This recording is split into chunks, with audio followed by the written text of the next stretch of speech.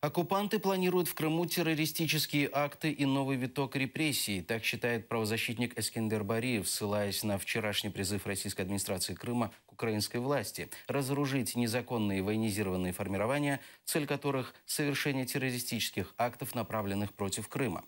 Бариев считает, такое заявление сделано для того, чтобы возложить всю ответственность за террористические акты и гибель людей в Крыму на Украину. Подобные заявления делаются не просто так. Они делаются с той целью, чтобы упредить или, как говорят, как существует русская пословица, на варе и шапка горит.